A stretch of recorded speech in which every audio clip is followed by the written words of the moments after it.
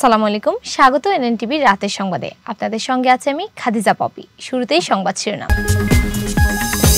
পিলখানা হত্যাকাণ্ডের বিচার চেয়ে ট্রাইব্যুনালে যাবে শহীদদের পরিবার। র্যাবের সাবেক 2 কর্মকর্তাকে ট্রাইব্যুনালে হাজিরের নির্দেশ। দুর্নীতির মাধ্যমে গড়া সম্পদ ফেরাতে না পারলে কিসের বিপ্লব? দেবপ্রিয় ভট্টাচার্য। ভারতের সংসদে বাংলাদেশ নিয়ে আলোচনা। দেশ বিরোধী ষড়যন্ত্র প্রতিহত করতে 34 ছাত্র সংগঠন ঐক্যমত। আজ বায়তুল মোকাররমে বিক্ষোভ করেছে হেফাজতে ইসলাম। গণতান্ত্রিক সরকার প্রতিষ্ঠা না হওয়া পর্যন্ত রক্ত বেজা বিপ্লবকে সফল বলা যাবে না, আজিজুল বারী হেলাল। দুদকের মামলায় খালাস পেলেন বিএনপির নেতা মোশাররফ। বাংলাদেশ ভিন্ন দেশ, তাদের বিষয়ে হস্তক্ষেপ করতে পারি না, চিন্ময় দাস ইস্যুতে মমতা। শিশু কিশোরদের জন্য সোশ্যাল মিডিয়া নিষিদ্ধ করে অস্ট্রেলিয়ায় আইন পাস। এবার আর ভারতের ফাঁদে পা দেবে না পাকিস্তান, ফিরে দ্যুতিময় উইলিয়ামসন। এবারে বিস্তারিত। প্রকাশিত সংবাদ সম্মেলনে পিলখানা হত্যাকাণ্ডের শহীদ পরিবারের সদস্যরা সরকারের বিরুদ্ধে নানা অভিযোগ তুলে ধরেছেন। শহীদ কর্নেল কুদরত ইলাহির ছেলে অ্যাডভোকেট সাকিব রহমান অভিযোগ করেন যে সরকার তাদের কথা শোনেননি এবং এতদিনও শহীদ পরিবারের সদস্যদের নিরাপত্তার কোনো ব্যবস্থা করেননি। তিনি উল্লেখ করেন যে বিগত সরকারের শীর্ষ নেতাদের বিরুদ্ধে তারা অভিযোগ করবেন এবং আন্তর্জাতিক আইনের ভিত্তিতে প্রধানমন্ত্রী শেখ হাসিনাকেও দায়ী করবেন। অন্য শহীদ পরিবারের সদস্যরা বিভিন্ন দাবি তুলেছেন, যেমন শহীদ সেনা দিবস ঘোষণা, বিচার বিভাগীয় তদন্ত কমিশনের অগ্রগতির তথ্য জানানো এবং নিহত 57 জন সেনানীর মর্যাদার প্রদান সহ অন্যান্য দাবিসমূহ। ডেস্ক নিউজে বিস্তারিত জানাচ্ছেন অরণি জান্নাত। বিডিআর বিদ্রোহের সময় সরকারি ক্ষমতায় ছিলেন যারা, তাদের বিরুদ্ধে তদন্ত হওয়া প্রয়োজন। সাংবাদিক সম্মেলনে উপস্থিত শহীদ পরিবারের সদস্যদের বক্তব্যের মাধ্যমে এটাই স্পষ্ট হয়েছে যে তারা বর্তমান সরকারের সঙ্গে অতীতের নেতা ও কর্মকর্তাদের দায়মুক্তি চাচ্ছেন এবং হিসেব ভাবছেন তাদের বাবাদের হত্যার ন্যায় বিচার না পাওয়া নিয়ে। সম্ভবত এই সম্মেলনের মাধ্যমে শহীদ পরিবারের সদস্যরা সমাজে আরও সচেতনতা সৃষ্টির চেষ্টা করছেন এবং ন্যায় বিচার পাওয়ার জন্য সরকারের দৃষ্টি আকর্ষণ করতে চান। আন্তর্জাতিক অপরাধ ট্রাইব্যুনালে তদন্ত সংস্থার সাবেক র্যাব কর্মকর্তাদের বিরুদ্ধে গুম ও নির্যাতনের অভিযোগে প্রাথমিক সত্যতা পেয়েছে। অভিযোগে নাম উঠেছে মহিউদ্দিন ফারুকী, যে রাঙ্গামাটি ট্রেনিং সেন্টারের সাবেক পুলিশ সুপার, এবং আলিফ উদ্দিন, বরিশাল রেঞ্জের অতিরিক্ত পুলিশ সুপার। তাদেরকে আগামী 2 ডিসেম্বর ট্রাইব্যুনালে হাজির হওয়ার নির্দেশ দেওয়া হয়েছে। প্রসিকিউটর গাজী এম.এইচ. তামিম জানান, তারা গুমের অভিযোগে গ্রেপ্তার হয়ে বর্তমানে জেলে রয়েছেন। বিস্তারিত জানাচ্ছেন লাবণী আক্তার। গুম কমিশনের প্রাথমিক তদন্তে তাদের বিরুদ্ধে অসংখ্য গুম ও নির্যাতনের সত্যতাও মিলেছে, যা তারা ট্রাইব্যুনালের কাছে উপস্থাপন করেছেন। ট্রাইব্যুনালের নতুন আইন অনুযায়ী গুমকে অপরাধ হিসেবে সরাসরি চিহ্নিত করা হয়েছে, যা 2024 সালে সংশোধিত আইনের মাধ্যমে সম্ভব হয়েছে। এদিকে ট্রাইব্যুনালের বিচারপতি গোলাম মুর্তজা মজুমদারের নেতৃত্বে একটি 2 সদস্যের বেঞ্চ এই আদেশ দিয়েছে এবং এতে গুমের ব্যাপারে আইনি ব্যবস্থাপনার একটি নতুন দৃষ্টিভঙ্গির প্রমাণ মিলেছে। ডক্টর দেবপ্রিয় ভট্টাচার্য, শ্বেতপত্র প্রণয়ন কমিটির প্রধান ও অর্থনীতিবিদ, সম্প্রতি দুর্নীতি এবং সম্পদের বন্টনের বিষয়ে উদ্বেগ প্রকাশ করেছেন। তিনি বলেন, দুর্নীতির মাধ্যমে গড়ে ওঠা সম্পদ জনগণের কাছে ফেরত না দিলে বিপ্লবের কোনো অর্থ নেই। তিনি প্রশ্ন তোলেন, কেন সরকারের পক্ষ থেকে এসব সম্পদ বাজেয়াপ্ত করা হয়নি এবং তা আইনি প্রক্রিয়ায় অধিগ্রহণ করা হচ্ছে না। তিনি উল্লেখ করেন যে বর্তমানে অর্থনৈতিক পরিস্থিতি নিয়ে সরকারের অগ্রগতির বিষয়ে জনগণের মধ্যে আস্থাহীনতা রয়েছে। এছাড়া তিনি সরকারের নেওয়া বিভিন্ন উদ্যোগের ফলাফল নিয়ে অসন্তোষ প্রকাশ করেন এবং আগামী রোববার অন্তর্বর্তী সরকারের প্রধান উপদেষ্টার কাছে শ্বেতপ্রস্তাব হস্তান্তর করার কথা জানান। এই বিষয়ে বিস্তারিত জানাচ্ছেন Sithi Jannat. Research and policy integration for development chairman doctor Abdur Razzak সরকারের নীতির কারণে দেশের বর্তমান সংকটের কথা তুলে ধরেন। তিনি জানান, আগামী 6 মাস বাংলাদেশে কঠিন পরিস্থিতি মোকাবেলা করতে হবে এবং দেশের রিজার্ভ বাড়াতে হবে। এছাড়া ওপেন বাজেট সার্ভে রেজাল্টের ফলাফল নতুন ধরে অধ্যাপক আবু ইউসুফ বলেন, সরকারের ব্যয় স্বচ্ছতার মাত্রা খুবই কম, যা দেশের বাজেট ব্যবস্থাপনায় বড় চ্যালেঞ্জ।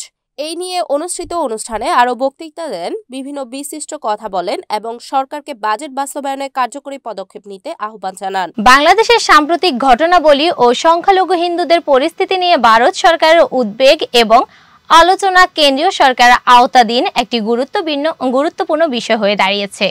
চিন্ময় কৃষ্ণ দাসের গ্রেপ্তারের পর সনাতনী জাগরণ জোটের মাধ্যমে ভারতের বিভিন্ন পর্যায়ে বাংলাদেশের সংখ্যালঘুদের ওপর নির্যাতনের অভিযোগ তোলা হচ্ছে। লোকসভায় এই বিষয় নিয়ে আলোচনা হলেও পশ্চিমবঙ্গের মুখ্যমন্ত্রী মমতা বন্দ্যোপাধ্যায় সীমাবদ্ধতা উল্লেখ করে বলেছেন যে বাংলাদেশ একটি পৃথক দেশ এবং এই বিষয়ে ভারতের কেন্দ্রীয় সরকারের পদক্ষেপ নেওয়ার দায়িত্ব রয়েছে। তিনি কেন্দ্রীয় সিদ্ধান্ত মেনে চলার কথা উল্লেখ করেন। এই বিষয়ে বিস্তারিত জানাচ্ছেন অরণি আক্তার।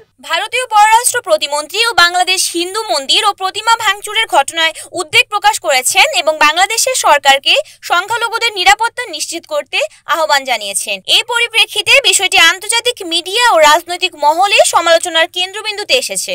এমন পরিস্থিতিতে বাংলাদেশের পরিস্থিতি ও সংখ্যালঘুদের নিরাপত্তা বিষয়ক আলোচনা প্রেক্ষাপট রাজনৈতিক, সামাজিক ও মানবাধিকার সংক্রান্ত নানা প্রশ্ন উঠিয়ে দিয়েছে। বাংলাদেশ ইসলামী ছাত্র শিবিরের উদ্যোগে জাতীয় ছাত্র সংহতি সপ্তাহ পালন উপলক্ষে বন্ধু প্রতিম ছাত্র সংগঠনগুলোর নেতাদের নিয়ে মত বিনিময় ও প্রীতিভোজ অনুষ্ঠানের আয়োজন করা হয়েছে। এই সভায় 34টি ছাত্র সংগঠনের নেতারা অংশ নিয়ে জুলাই গণহত্যার দ্রুত বিচার, দেশবিরোধী ষড়যন্ত্র প্রতিহত করার লক্ষ্যে এবং জুলাই বিপ্লবের চেতনাকে সমুন্নত রাখার জন্য ঐকমত্য পোষণ করেন। সভাটি অনুষ্ঠিত হয়েছে বৃহস্পতিবার 28 নভেম্বর সন্ধ্যা 6:30 থেকে রাত 10টা পর্যন্ত ছাত্র শিবিরের কেন্দ্রীয় কার্যালয়ে।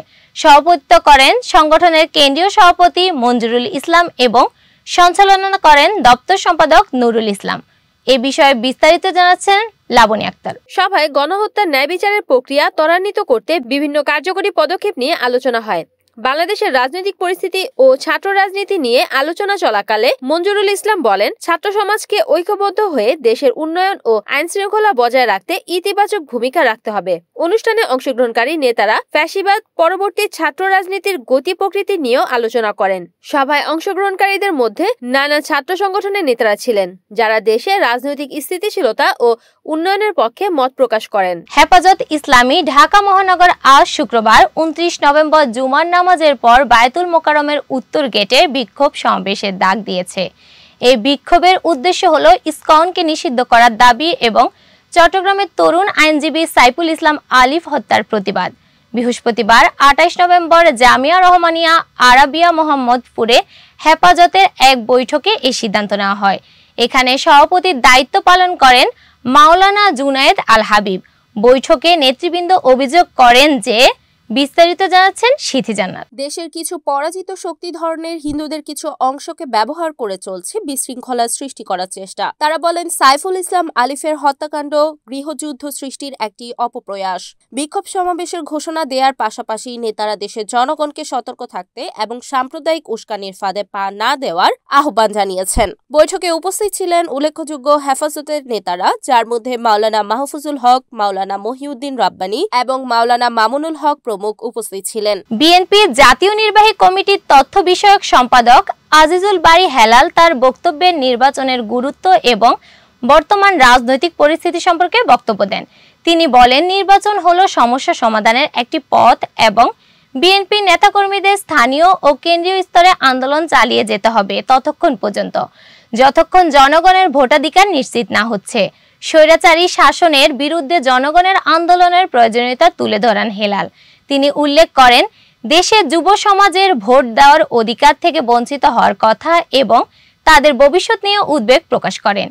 এই বিষয়ে বিস্তারিত জানাচ্ছেন অরণি আক্তার। নতুন করে নির্বাচন ও গণতন্ত্র প্রতিষ্ঠার প্রয়োজনীয়তার উপর জোর দিয়ে বলেন, আন্দোলনটি শুধুমাত্র রাজনৈতিক নেতাদের জন্য নয়, বরং পুরো জাতির জন্য একটি শিক্ষা। হেলাল সতর্ক করে দেন যে বিএনপিতে কোনো অপকর্মীরা বা সন্ত্রাসীর স্থান নেই এবং তিনি প্রশাসনের কাছে অনুরোধ করেন যে সমাজে বিশৃঙ্খলা সৃষ্টিকারীদের বিরুদ্ধে কঠোর ব্যবস্থা গ্রহণ করা উচিত। মোট কথা, তিনি বিএনপির অবস্থান, জনগণের অধিকার এবং একটি শক্তিশালী গণতন্ত্র প্রতিষ্ঠার লক্ষ্যে আন্দোলনের ধারাবাহিকতা বজায় রাখার গুরুত্ব ব্যাপারে দৃঢ় ছিলেন।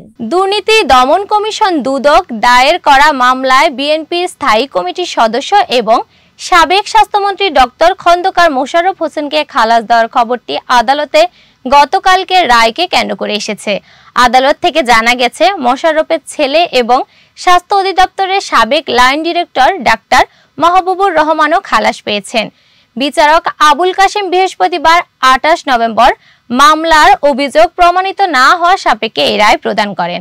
মামলার অভিযোগে বলা হয়েছে, আসামিরা মিলে স্বাস্থ্য মন্ত্রণালয়ের অধীনে এবং বিশ্ব ব্যাংকের প্রকল্পের আওতায় বিদেশে যাতায়াতের জন্য কর্মকর্তা ও কর্মচারীদের বিমানের টিকিট সরবরাহে প্রতারণা এই বিষয়ে বিস্তারিত জানাচ্ছেন লাবণী আক্তার। জালিয়াতি ও অস্বচ্ছ প্রক্রিয়ার মাধ্যমে সরকারি কোষাগার থেকে 48,51,080 টাকা ক্ষতি করেছে।